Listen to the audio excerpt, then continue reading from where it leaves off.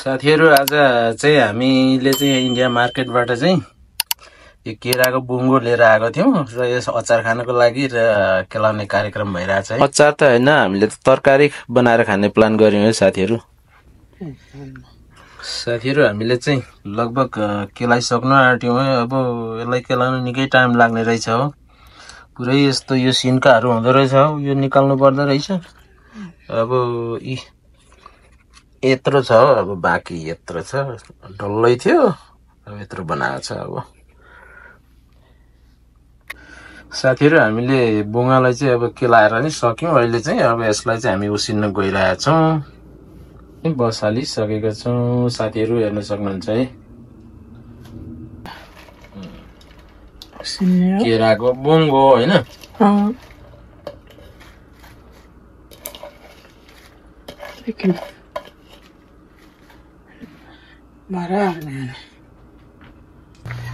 ल साथीहरु, हाम्रो यो बुङ्गो पनि अब पाकिसकेको छ है। अब यसलाई चाहिँ हामी तार्छौं अब फुता जालीमा।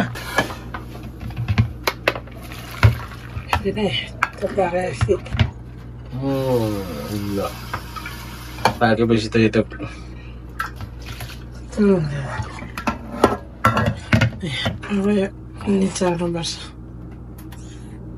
घट्यो नि त है त घर।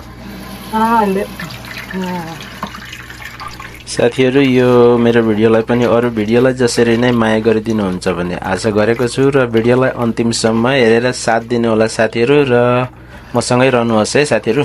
यो बुङ्गो त पकाएपछि त अलिक कलर त कालो कालो हुँदो रहेछ, देख्न सक्नुहुन्छ साथीहरु। भयो होला अब हैन।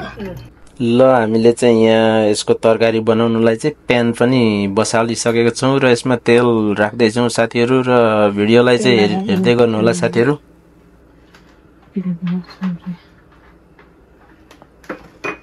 पड्काउने मसला, यो चाहिँ पड्काउने मसला है,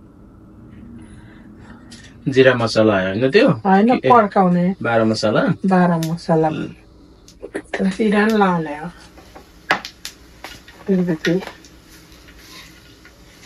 जिरा ल जिरा पनि लगायौं हामीले है।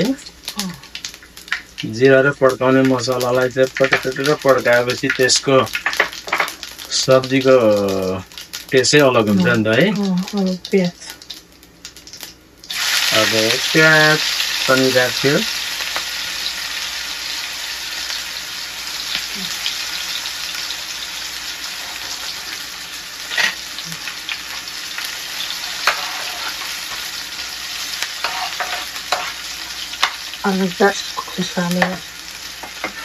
अब खोर्सानी, ल यसमा हरियो खोर्सानी पनि राख्यौं हामीले हैन। अदुवा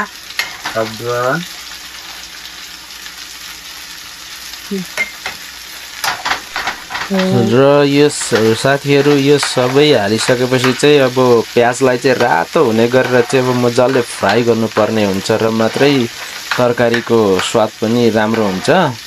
हामी चाहिँ यसरी बनाउने गरेको छौं साथीहरु। अब हजुरहरुले कसरी बनाउनुहुन्छ अब कमेन्ट गर्नु होला है साथीहरु।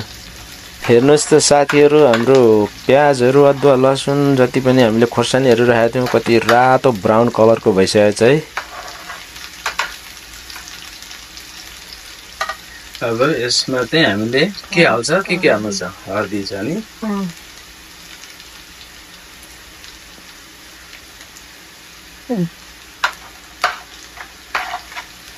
हर्दी हाल्दियो।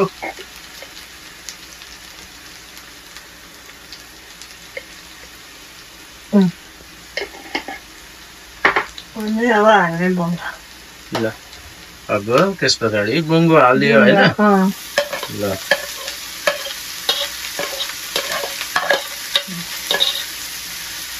अनि नुन हाल्ने, अनि यस पछाडि नुन,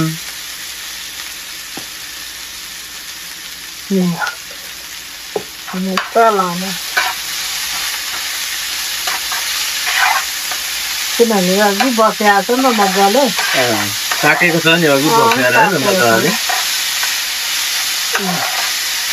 हेर्नुहोस् साथीहरू, हाम्रो बुङ्गाको तरकारी चाहिँ यस्तो मिठो स्मेल आइरहेछ। अब हेर्दै खाउँ खाउँ लाग्ने भइरहेछ र हजुरहरूले पनि यसरी नै बनाएर चाहिँ अब ट्राई गर्न सक्नुहुन्छ। अलिकति होइन साथीहरू, हामीले चाहिँ यसरी बनाएर आउने निर्णय गरेर यसरी बनायौँ है त। यो बुङ्गोलाई चाहिँ यो पाके पनि हो।